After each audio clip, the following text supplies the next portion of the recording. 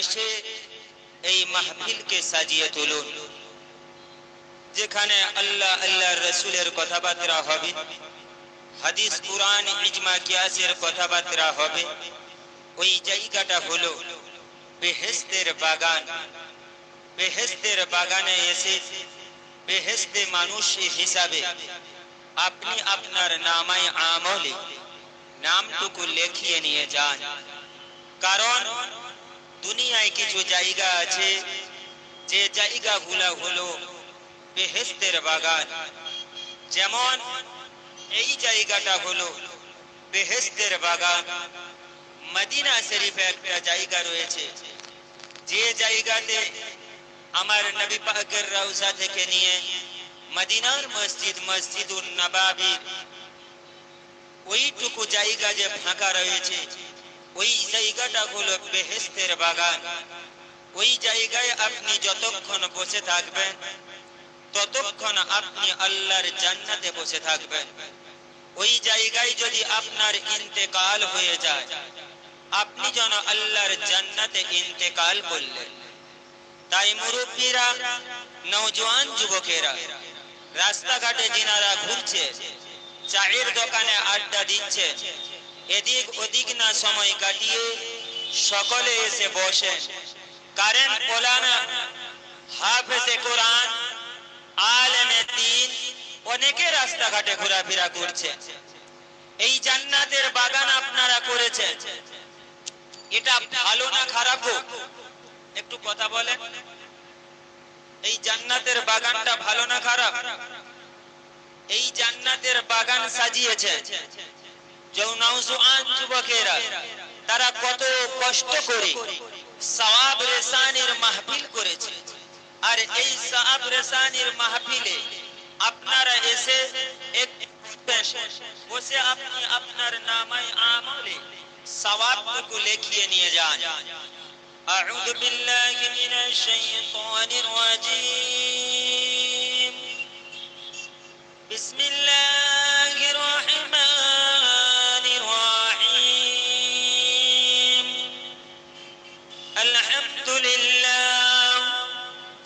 আলহামদুলিল্লাহি নাহমাদুহু ওয়া নাস্তাঈনুহু ওয়া নাস্তাগফিরুহু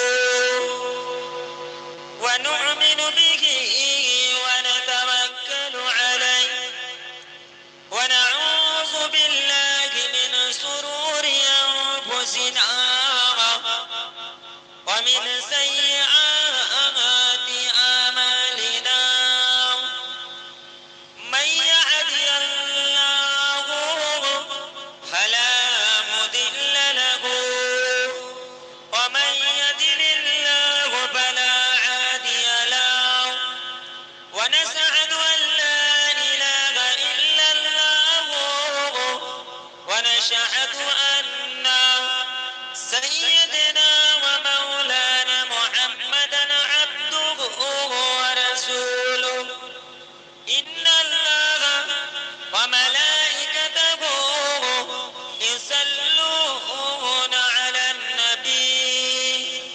ইয়া আইয়ুহাল্লাযীনা আমানু সাল্লু আলাইহি ওয়া সাল্লিমু তাসলিমা। আল্লাহুম্মা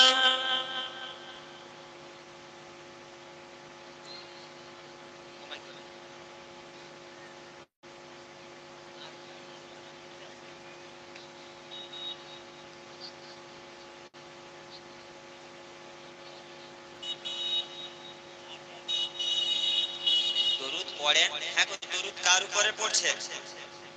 কথা বলেন না।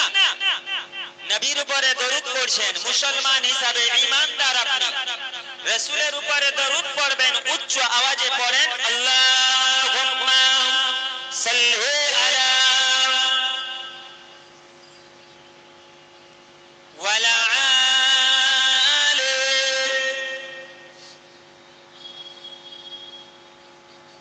وبعماد جلقي سينا مغان ما يحبو مراد المدينة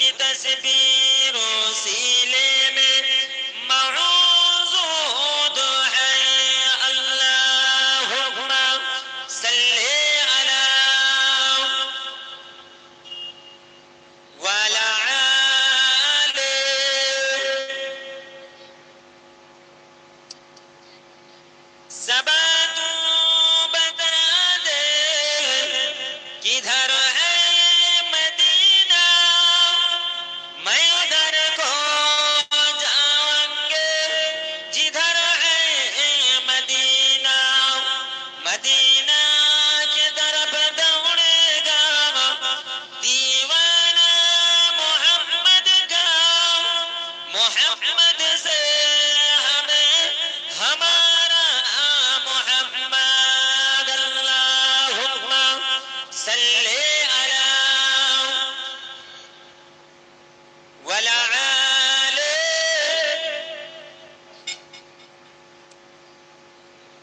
আপনারা কি নবীর উপরে দরুদ পড়তে জানেন না? কথা বলে। এ দরুদ পড়লে কি গুনাহ হবে? জি না দরুদ পড়লে কি নরেন্দ্র মোদী সরকার ধরে নিয়ে যাবে? দরুদ পড়লে কি অমিত শাহ ধরবে? দরুদ নবীর উপরে পড়বে। কার উপরে দরুদ পড়বে? নরেন্দ্র মোদীর ভয় নয়, অমিত শাহের ভয় নয়। দরুদ পড়বেন রাসূলকে রাজি খুশি করার জন্য। আর ওরা তো দুনিয়ার নেতা, নেতার নেতা, নেতা মুহাম্মদুর রাসূলুল্লাহ সাল্লাল্লাহু আলাইহি ওয়াসাল্লামের অনুসরণ অনুকরণ করুন। যে নেতার নেতৃত্ব মানবেন কঠিন মাহশারের দিনে সুপারিশ করে আপনাকে আল্লাহর দয়ার জান্নাতে নিয়ে যাবে। যে নেতার নেতৃত্ব মানবেন আরশে মুআল্লায় আপনার জন্য সিজদায় পড়বে। যে নেতার নেতৃত্ব মানবেন মিজানের পাল্লায় আপনার জন্য সুপারিশ করবে। এ দুনিয়ার নেতার পিছনে পড়ো না। হে মুসলমান, ঈমান যদি কমপ্লিট থাকে, ঈমান যদি বিন্দু মাত্র আপনার থাকে, আপনি কোন নেতার ভয় নয়, কোন বেঈমান কাফেরের ভয় নয়, কোন ইহুদি নাসারার ভয় নয়। ঈমান যদি আপনার বিন্দু মাত্র থাকে, রাসূলকে ভালোবাসতে হবে, নবীকে ভালোবাসতে হবে। নবীর ভালোবাসার জন্য, রাসূলের ভালোবাসার জন্য জানকে কুরবান দিতে রাজি আছি আমরা মুসলমান, কিন্তু ঈমান দিতে রাজি নয়। ঠিক কিনা জোরে বলে। আজকের আপনি বলবেন আপনার ওয়াক্ত সম্পত্তি তো নিয়ে নিল, আপনি আটকাতে পেরেছেন? এই কথা বলে পেরেছেন? পারেননি আর পারবেও না। কারণ আপনার ঈমানটা কমজোরি হয়ে গেছে। আপনার ঈমানের কোনো মুজিজা আপনার কাছে নাই। ঈমানের মুজিজা ছিল সাহাবায়ে কেরাম রিজওয়ানুল্লাহি তাআলা আজমাইনদের কাছে। সাহাবারা নিজের রক্ত খরচা করেছে এই ঈমানকে বাঁচানোর জন্য, এই ইসলামকে বাঁচানোর জন্য, এই ঈমানকে মজবুত করার জন্য। নিজের জানকে জান বলে মনে করে না, ঈমানের জন্য উহুদের ময়দানে শহীদ হয়েছে, উহুদের ময়দানে রক্ত দিয়েছে, খন্দকের ময়দানে শহীদ হয়েছে আপনার সাহাবায়ে কেরামেরা। কারণ ঈমানের পতাকা উঠাতে হবে, ঈমানকে জারি রাখতে হবে। আমরা তো সেই নবীর উম্মত, ঠিক না বলবো? জি, আমাদের ঈমানটা কতটুকু রয়েছে? আপনার এই গ্রামে ঘর কত? জি 150। আচ্ছা, একজন করে যদি আসে, এখানে কজন মানুষ আসবে? 150 জন আসবে। বলুন তো 150 জন মানুষ এসেছে? আসে না কেন বলুন তো? মানুষের প্রকাশ্য দুশমন কে গো? কথা বলে শয়তান। শয়তান চায় মানুষকে ভালো কাজ করতে দেবে না। শয়তান চায় মানুষ কিভাবে গুমরাহি হয়। শয়তান চায় মানুষ কিভাবে গুনাহে লিপ্ত হয়। আপনারা যতজন এসেছেন, আপনাদের আসার আগে শয়তান এই জায়গায় এসেছে, এসে জায়গাটাকে ব্যারিকেড করেছে, ঘিরেছে। আপনারা যতজন আসছেন ও সকলের সঙ্গে সালাম কালাম করেছে, সকলের সঙ্গে কথাবার্তা বলে বলে, হ্যাঁ রে তোরা কোথায় যাবি? বলে কেন? জলসা শুনতে যাব। বলে তোদের এত জলসা শোনার নেশা কেন? হ্যাঁ রে তোরা যখন এসে গেছিস তো শোন, জলসা শুনবি, শোন, চায়ের দোকানে বসে বসে শোন। শোনা যাচ্ছে না যায়নি? সকলে বলেন না রে বাবা, যাচ্ছে তো? মাইক দেওয়া আছে, চায়ের দোকানে বসে ও জলসা শোনা যাচ্ছে। শয়তান বলছে দেখ জলসা শুনবি, শোন, রাস্তায় চলতে বলতে শোন, জলসা শুনবি শোন, মেলায় ঘুরতে ঘুরতে শোন, জলসা শুনবি শোন, ঘরে বসে বসে শোন, ওই মাহফিলে যাবি না। কেন বন্ধু? জলসা শুনতে বলছো চায়ের দোকানে বসে, জলসা শুনতে বলছো রাস্তায় চলতে ফিরতে, জলসা শুনতে বলছো মেলায় ঘুরতে ঘুরতে, ওই মাহফিলে যেতে মানা করছো কেন? শয়তান বলে দেখ ওই মাহফিলটা হলো রিয়াজুল জান্নাহ, অর্থাৎ বেহেশতের বাগান। জোরে বলো। শয়তান কোনদিন বেহেশতের বাগানে আসতে পারে? কথা বলেন, পারেন না। শয়তান বলে দেখ তুই যদি ওই মাহফিলে চলে যাস, তোর সঙ্গে আমার সঙ্গে বন্ধুত্ব থাকবে না, তোর সঙ্গে আমার সঙ্গে ভালোবাসা থাকবে না, সব পিরিচ চটে যাবে। কেন বন্ধু? ওই মাহফিলে গেলে কেন বন্ধুত্ব থাকবে না? শয়তান বলে দেখ কঠিন মাহশারের দিন হবে কি হবে না?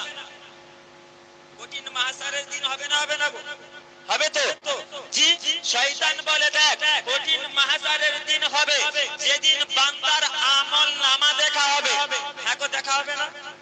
সকলের দেখা হবে। দেখি বান্দা আমার কি করেছে। দেখবে বান্দা আমার জিন্দেগিতে গুনাহ আর গুনাহ, গুনাহ আর গুনাহ, গুনাহ আর গুনাহ এক জায়গায় সংক্ষরে লেখা থাকবে। বান্দা আমার একটা রাত জান্নাতের বাগানে বসে কাটিয়েছে, বান্দা আমার একটা রাত বেহেশতের বাগানে বসে কাটিয়েছে। আমার আল্লাহ এত দয়ালু, আমার আল্লাহ এত রহমানুর রহিম, ওই একটি রাতের ওসিলা করে বান্দার জিন্দেগির তামাম গুনাহকে maaf করে ওকে জান্নাতি করে দেয়। জোরে বলো, আরেকটু জোরে বলে। তাই বন্ধু আমার, দোস্ত আমার, যিনারা এখনো এদিক ওদিক আছেন, রাস্তাঘাটে আছেন, সকলে এসে বসেন, তুরন্ত শয়তানের মুখে লাথি মারুন। সবচেয়ে বড় জিনিস, হ্যাঁ ভাই, চুম্বক যদি থাকে কাকে টানবে? জি, লোহাকে টানবে। চুম্বকের কাজ হচ্ছে লোহাকে টানা। আর যদি মেলায় মেয়ে থাকে কাকে টানবে? এই কথা বলে, লোহাকে টানবে বলতে পারলেন। আর রাস্তাঘাটে যদি মেয়ে থাকে কাকে টানবে গো? পুরুষকে টানবে, ছেলেকে টানবে। আপনি আমার কথা মিলান। একবার কমিটি ভাইদের বলবো, একবার মেলাতে গিয়ে দেখুন আপনার এই যুবক জওয়ানেরা, আপনার এই ছেলেরা রাস্তাঘাটে জাম করে রেখেছে। কারণ ওখানে কি আছে? শয়তানের খালা। শয়তানের খালা। তো শয়তানের খালু যাবে না তার কোনো মানে আছে? কথা বলে কেন? এই নবিয়ানা মাহফিল দিয়েছেন, ও জনকা গ্রামের মানুষেরা, ও জনকা গ্রামের ভাইরা, আপনি এত সুন্দর করে নবিয়ানা মাহফিল দিয়েছেন, এত সুন্দর করে নবিয়ানা মেম্বার তৈরি করেছেন। আপনি কি ভুলে গেলেন? আল্লাহর কোরআন জানিয়ে দিল, আত-তাইসু লা ইয়াদখুলুল জান্নাহ, তাইসের জন্য আল্লাহর জান্নাত হারাম করা হয়েছে, আল্লাহর জাহান্নামকে ওয়াজিব করা হয়েছে। দায়েশ কারা? যাদের 15 বছরের যুবতীগুলো রাস্তাঘাটে বেড়াবে অবস্থায় ঘোরাফেরা করে, যাদের 18 বছরের যুবতীগুলো রাস্তাঘাটে বেড়াবে অবস্থায় ঘোরাফেরা করে, যাদের 12 বছরের যুবতীগুলো রাস্তাঘাটে বেড়াবে অবস্থায় ঘোরাফেরা করে, তাদের বাপ মা হলো দায়েশ। আর দায়েশের জন্য আল্লাহর জান্নাত হারাম করেছে, আল্লাহর জাহান্নামকে ওয়াজিব করেছে। বলেন আমরা দায়েশের খাতায় নাম লেখাইনি তো? কেন আসছি না? আমার বাড়ির মেয়ে, আমার প্রতিবেশীর বাড়ির মেয়ে, আমার আপনার নবী, বিশ্ব নবী হাবিবুল্লাহ জনাবে মুহাম্মদুর রাসূলুল্লাহ সাল্লাল্লাহু আলাইহি ওয়াসাল্লাম হুজুর আমার ফরমাতে লেগেছে, ওয়া আমার সাহাবারা ওয়া আমার উম্মতিরা, ওই জামানার দিকে খেয়াল রাখবে, ওই সময়টার দিকে খেয়াল রাখবে যে সময় তোমরা দেখতে পাবে পশ্চিম দিকে সূর্য উদয় হয়েছে, তাওবার দরজা বন্ধ হয়ে গেছে। ও বাবা সাহাবারা,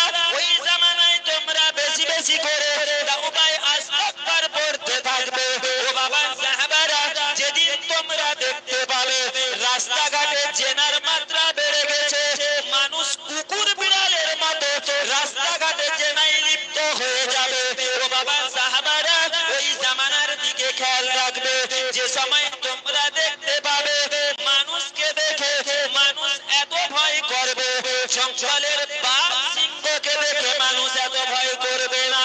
ও বাবা সাহাবারা, ওই জামানার দিকে তোমরা খেয়াল রাখবে, ওই সময়টার দিকে তোমরা খেয়াল রাখবে যে সময় তোমরা দেখতে পাবে আল্লাহর ঘর মসজিদ গুলো বিরান হয়ে গেছে, আল্লাহর রহমতি মজলিসে মানুষ আসতে চাইবে না, আল্লাহর রহমতি মজলিসে মানুষ বসতে চাইবে না।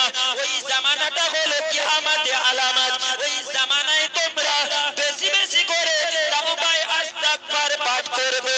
আল্লাহ পাক যদি চায় আপনার তাওবাকে কবুল করে আপনার জিন্দেগির তামাম গুনাহকে maaf করে আপনাকে নাজাত করে দেবে। সেই জামানা এসেছে না আসেনি? আজকের রহমতি মজলিস ফাঁকা, মানুষ আসছে না। আমার রাসূল ১৫০০ বছর আগে আমাদের কাছে বলে গেছে আজকের মিলা মিলছে। আমার নবী পাক আমার ইসলাম প্রচার করেছে, কালেমা দাওয়াত দিয়েছে মাত্র ৬৩ বছরের হায়াতে। কত? ৬৩ বছর। ৬৩ বছরে পৃথিবীর কোনায় কোনায় আমার রাসূল কালেমা প্রচার করেছে। হ্যাঁ ভাই, আমার নবী কালেমা প্রচার করেছে তলোয়ার দেখিয়ে করেছে? কথা বলে জনকার মানুষ, আপনারা একটু জোরে বলে। লাঠি দেখিয়ে কালেমা প্রচার করেছে, জোর জবরদস্তি করে কালেমা প্রচার করেছে? আমার রাসূল কি এই শিক্ষা আমাকে আপনাকে দিয়েছে অপর ধর্মের উপরে আঘাত করো? দিয়েছে? দেয়নি। আমার নবী এমন উদার ছিল, আমার রাসূল আমার আপনার জন্য এত সুন্দর শিক্ষা দিয়ে গেছে। আমার নবী বলেছে, আল্লাহর কোরআন জানিয়ে দেয় লাকুম দীনুকুম ওয়ালিয়া দীন, তোমার ধর্ম তোমার কাছে, তার ধর্ম তার কাছে। তার ধর্মের উপরে তুমি জোর করতে যেও না, তোমার ধর্মের উপরে সে জোর করতে আসবে না। আমার নবী কালেমা প্রচার করেছে, ঈমানের দাওয়াত দিয়েছে, কেবলমাত্র তার আখলাক দেখিয়েছে, তিনার চাল চরিত্র দেখিয়েছে, তিনার উঠা বসা দেখেছে।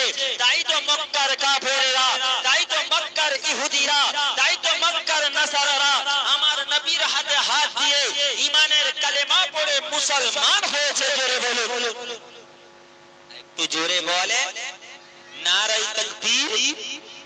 জনকার মানুষের এত কম আওয়াজ হতে পারে না, কারণ আপনারা খেজুরির মানুষ, আপনারা হযরতে মসনদ আলী হুজুরের পাশের মানুষ, আপনাদের ঈমানের জোরটা বেশি, তাই আপনারা ঈমানের জোর কতটা দেখাতে পারেন একবার দেখি। নারায়ে তাকবীর। এটাই কি শেষ? নার আছে? আছে? আগের চেয়ে বেড়েছে না কমেছে? বেড়েছে। আর বাড়বে না কমবে? বাড়বে ইনশাআল্লাহ। দেখি ঈমানের জোর, কারণ ঈমানের জোর দেখিয়েছিল হযরতে উমরে ফারুক। কেমন ঈমানের জোর দেখিয়েছিল? ঈমানের জোর উমরে ফারুক দেখিয়েছিল, একা নারা ইসালা দিয়েছিল। এই উমরের আওয়াজ শুনে মক্কার কাফের বেঈমান বেদিনেরা ওরা দৌড়ে গিয়ে ঘরের দরজা জানলা বন্ধ করে দিয়েছিল। সেই ঈমানি নারা, সেই উমরি নারা একবার জোরে বলেন নারায়ে তাকবীর। নারায়ে তাকবীর। ঝনকা গ্রামের বাৎসরিক ইসালে ঝনকা গ্রামের বাৎসরিক ইসালে উলামায়ে দ্বীন গণ, উলামায়ে দ্বীন গণ নারায়ে তাকবীর। দরুদ শরীফ আল্লাহুম্মা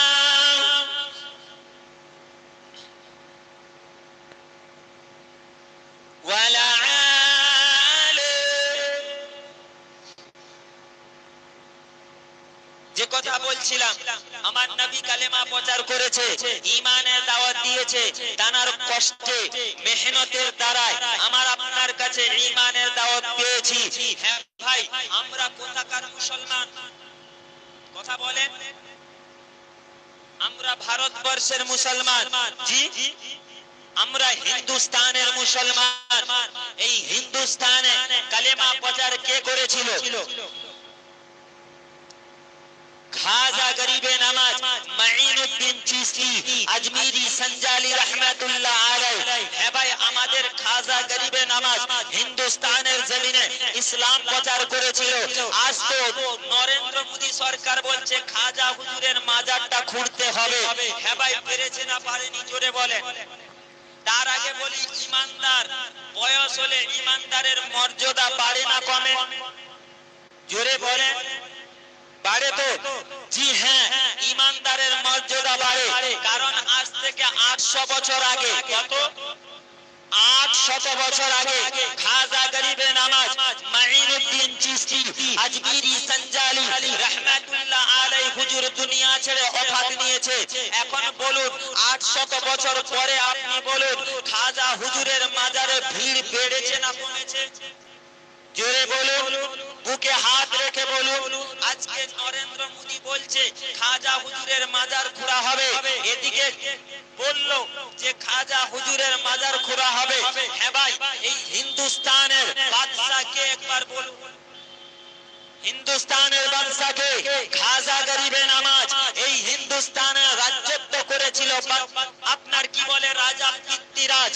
রাজা পৃথ্বীরাজ বাদশা ও কি করেছিল? হিন্দুস্তানের জমিনে ছিল। কিন্তু আমার খাজা হুজুর যখন হিন্দুস্তানের জমিনে এলো, আনা সাগরের পাশে বিশাল বড় একটা ময়দান, ওই ময়দানে হুজুর আমার বসছেন।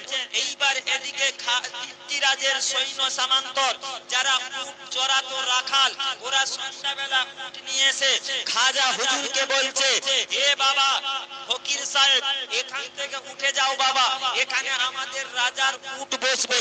কি বসবে?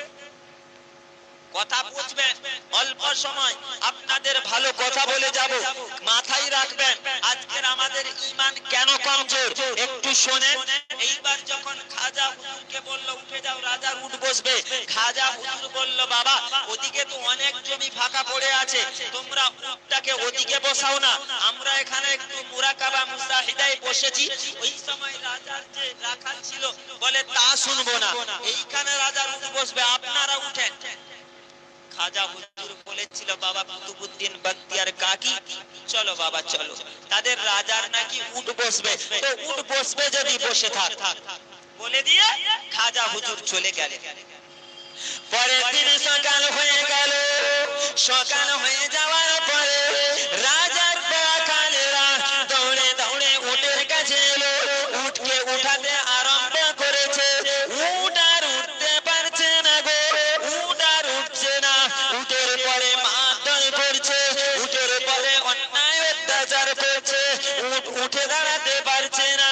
খাজা হুজুরের কথায় বসে রয়েছে। রাজার কাছে খবর গেল, ও আমাদের রাজা পৃথ্বীরাজ, আমাদের উট তো আর উঠছে না। কেন উঠছে না বাবা? একজন ফকির সাহেব এসেছিল, ও বলে গেল রাজার উট বসছে তো বসে থাক, এই বলে চলে গেছে, আর উটকে উঠাতে পারছি না। ওই সময় রাজা বলেছিল, ও বাবা রাখালেরা, ও আমার সৈন্য সামন্তরেরা, চলে যাও চলে যাও, ওই ফকির সাহেবের কাছে গিয়ে বলো ওরা যেন ওই ফকির সাহেব যেন আমার উটগুলো তুলে দেয়। এইবার রাজা দৌড়ে বাড়ির দিকে দৌড়াতে আরম্ভ করেছে। দৌড়ে দৌড়ে যায়, মন্ত্রী পিছনে পিছনে দৌড়ায়, দৌড়াতে দৌড়াতে দৌড়াতে এইবার মন্ত্রী বলেছিল, ও রাজা পৃথ্বীরাজ, আপনি ওই বাদশা, আপনি ওই ফকির সাহেবের কাছে না গিয়ে আপনি কেন বাড়ির দিকে ফিরলে? ওই সময় রাজা বলেছিল, রাজা বাড়ি থেকে একটা চিরকুট বার করলো, একটা কাগজ বার করলো, ওই কাগজটাই দেখতে লেগেছে।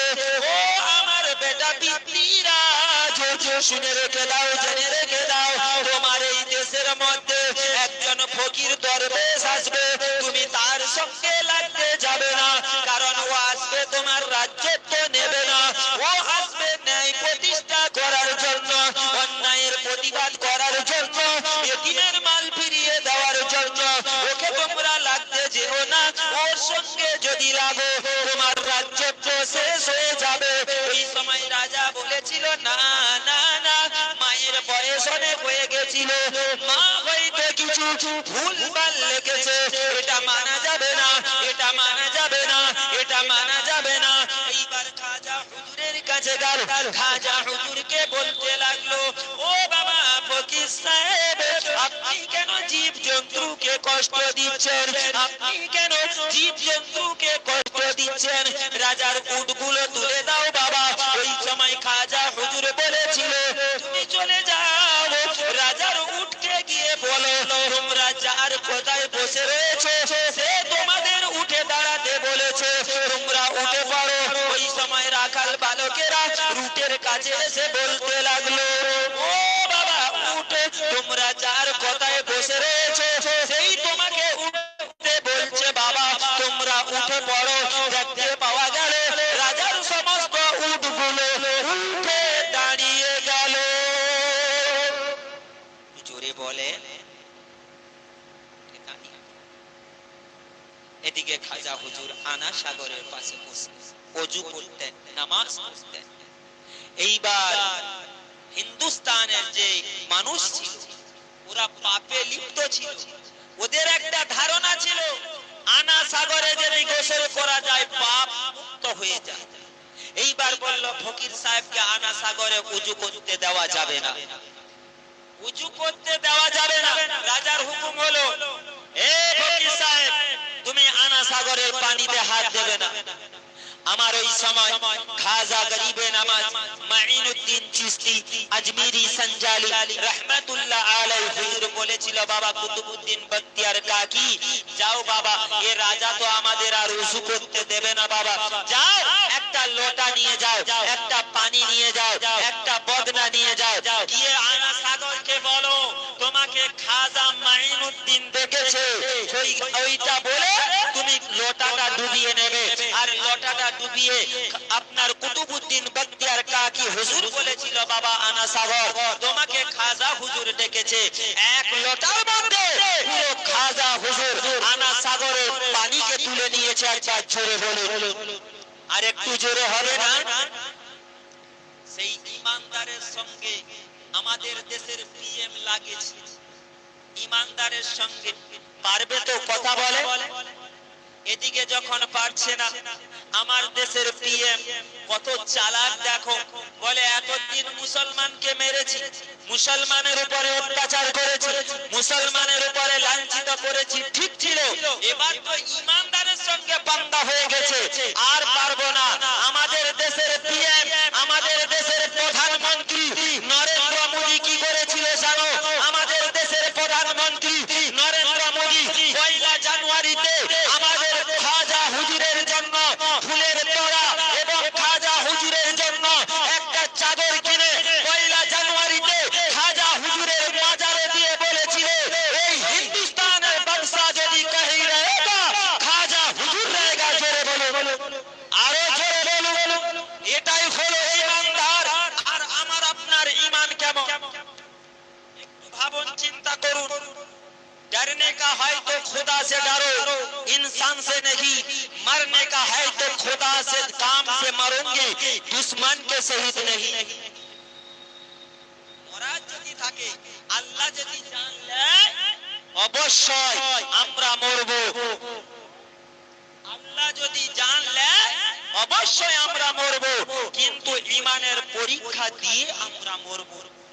কথা বুঝছেন? তাই বন্ধু আমার, দোস্ত আমার, একবার তাকবীর দিন, নারায়ে তাকবীর, নারায়ে তাকবীর।